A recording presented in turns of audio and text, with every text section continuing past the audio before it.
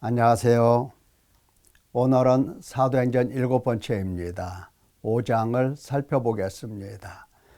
5장의 내용은 세 문단으로 역시 나눌 수가 있습니다. 첫째는 성령을 속이고 하나님께 거짓말하는 사람들 10절까지 나오고, 두 번째 문단은 하나님 나라 표적과 확장이 16절까지 기록이 되어 있습니다. 세 번째 문단은 가증되는 박해와 증거되는 예수 그리스도가 기록이 되어 있습니다. 42절까지죠. 자, 그러면 살펴보도록 하겠습니다. 성령을 속이고 하나님께 거짓말하는 사람들, 여러분 지금 성령을 속이고 하나님께 거짓말한다고 할 때에 그 무리가 누구냐, 어디에 있는 사람이냐, 교회 밖에 있는 사람이냐? 아닙니다. 교회 안에 있는 사람들입니다. 지금 예루살렘 교회는 어떻습니까? 마음이 하나라고 했죠.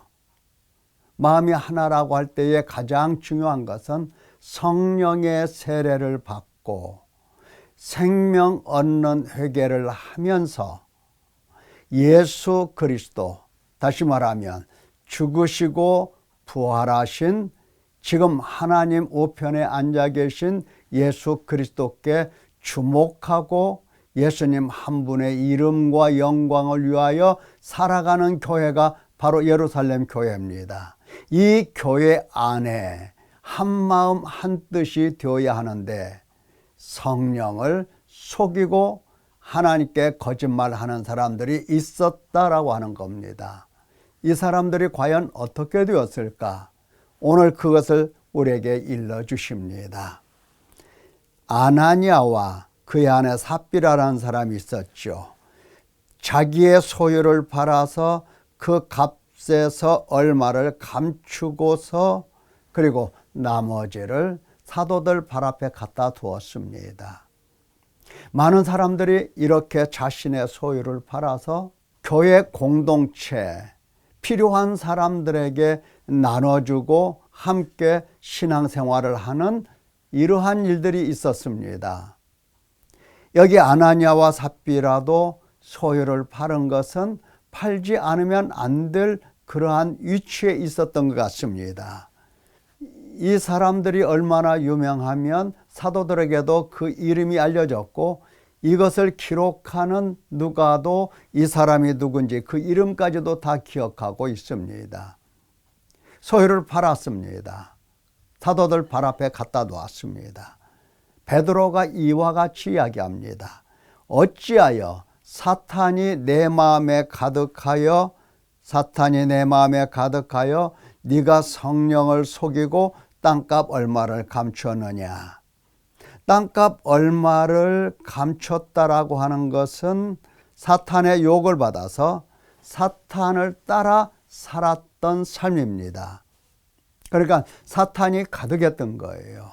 원래 인간의 마음은 태어날 때부터 사탄이 가득한 겁니다. 그리고 그 사탄이 주는 마음을 따라서 육신에 속해서 죄에 팔려서 사망의 몸으로 살아가는 것입니다. 그러니까 많은 사람들이 성령을 받고 지금 생명 얻는 회개를 하고 사탄의 권세에서 하나님 나라로 돌아와서 오직 하나님만을 주목하면서 하나님을 따라가고 있는 겁니다. 이때에 아나니아와 삽비라는 여전히 사탄이 가득하고 사탄이 인도하는 대로 유혹을 받아서 사탄을 따라가면서 성령을 속이고 그리고 하나님께 거짓말을 했던 겁니다. 이런 사람 어떻게 될까요? 어찌하여 함께 껴하여 주의 영을 시험하느냐 하면서 남편 아나니아도 아내 삽비라도 금방 그 자리에서 엎드러져 혼이 떠나 죽게 되었습니다. 여러분, 우리에게 가르쳐 주시는 바가 크지요. 교회 다녔습니다. 이 사람들 교회 다녔잖아요. 교회 다녔습니다. 교회 다닐 뿐만 아니라 교회에서 충성봉사하는 사람들로 소문이 났습니다. 그러면 구원받는 거 아닙니까? 그러면 하나님께 복을 받는 사람들이 아닙니까? 많은 사람들이 교회만 다니면 하나님께 복을 받는다, 하나님이 형통케 해주신다, 하나님께서 은혜 주신다, 이런 말을 하잖아요. 여러분, 속아서는 안 됩니다.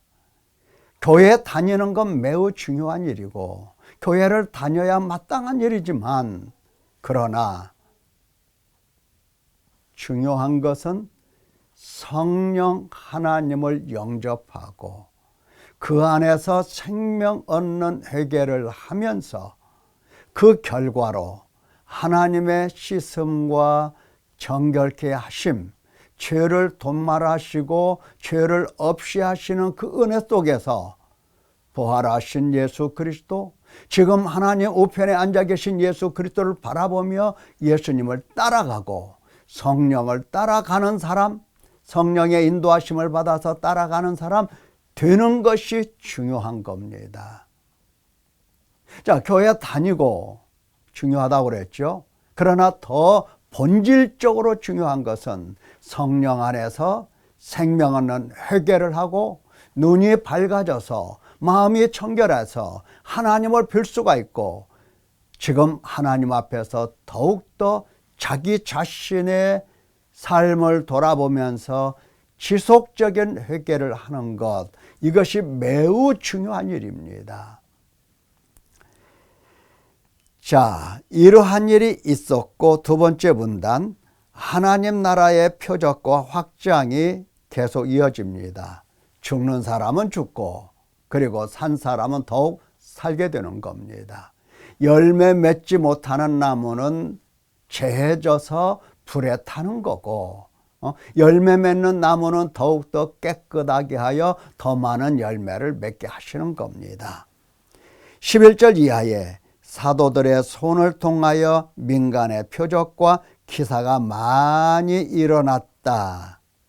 그래서 믿는 사람들이 마음을 같이하여 모이고 믿고 주께로 나오는 이러한 역사가 일어났던 겁니다. 그래서 점점점 믿는 남녀의 수가 많아졌다라고 하는 겁니다.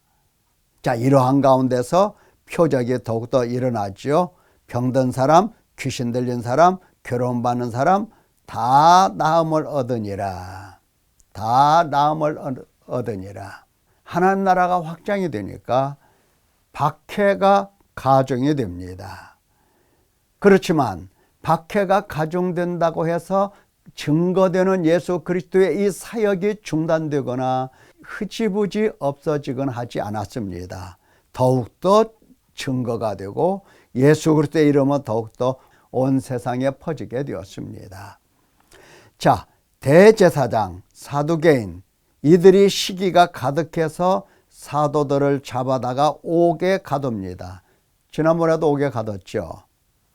그랬더니 주의 사자, 천사가 옥문을 열고 그들을 끌어내어서 생명의 말씀을 증거하라, 이렇게 명령합니다. 그래서 그들이 성전에 서서 이 생명의 말씀을 다 백성들에게 말을 했습니다.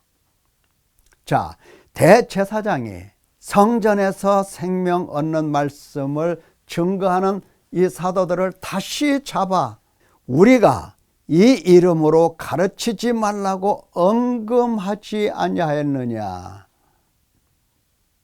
너희가 어찌하여 우리의 말을 듣지 않느냐? 거역하느냐? 그들을 채찍질하고 다시는 예수 이름으로 말하는 것을 금하고 그들을 내쫓아버렸습니다. 사도들은 이러한 대제사장들의 위협 속에서 생각은 명확하고 분명했습니다. 베드로와 사도들이 사람보다 하나님께 순종하는 것이 마땅하다 하면서 너희가 나무에 달아 죽인 예수를 우리 조상의 하나님이 살리시고 이스라엘에게 회개함과 죄사함을 주시려고 그를 오른손으로 높이사 임금과 구주로 삼으셨느니라. 그들이 핍박하면 핍박할수록 사도들의 마음속에는 더욱더 기뻐하고 담대하고 힘과 용기를 얻어서 뿐만 아니라 그들이 증거하는 이 복음이 더욱더 세련되고 더욱더 명확해져서 증거하는 일이 더욱더 효율적이었다는 것을 볼 수가 있습니다. 너희가 나무에 달아 죽인 예수, 그러나 우리 조상의 하나님, 너희가 아브라함의 자손이라고 하잖아. 바로 우리 조상의 하나님이 예수님을 다시 살리셔서 이스라엘에게 회개함과 죄사함을 주시려고 그를 오른손으로 높여서 임금과 구주로 삼으셨느니라, 이렇게 증거를 합니다. 박해가 일어날수록 고통스럽고 힘든 일이 있을수록 사도들은 명확한 복음을 사람들에게 증거하고 가르쳤던 겁니다. 사랑하는 성도 여러분, 우리가 믿어야 할 바 내용이 무엇입니까? 죽으시고 다시 부활하신, 지금 하나님 우편의 대제사장으로 앉아 계시는 예수 그리스도, 그를 보고 믿어야 하는 겁니다. 보고 믿는다는 것은 다른 게 아닙니다.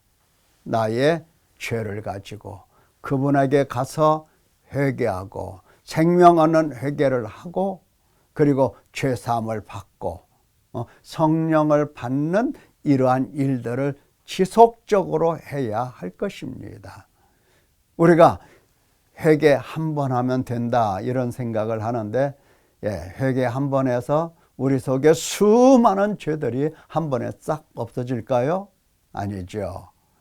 죄 하나를 회개하더라도 수년이 걸릴 수가 있고, 때로는 한 번에 회개가 될 수도 있지만 수년이 걸릴 수가 있고, 그 죄를 하나님께서 도말하여 주시고 죄를 없이 하시기까지는 시간이 많이 걸리는 겁니다.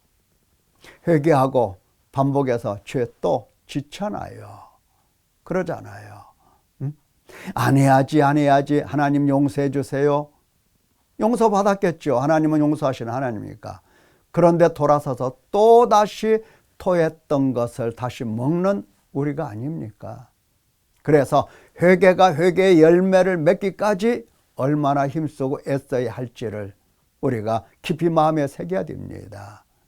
지금 하나님은 우리와 함께 계시고, 예수님께서도 우리와 함께 계시고, 성령 하나님께서도 우리와 함께 하시옵니다. 하나님을 속이겠습니까? 하나님께 거짓말하겠습니까? 하나님을 저버리고 사탄을 따라서 사탄의 충만함 속에서 살아가겠습니까? 반드시 멸망합니다. 반드시 멸망하게 돼 있어요. 이런 성도가 되지 않기를 예수님의 이름으로 축원합니다. 감사합니다.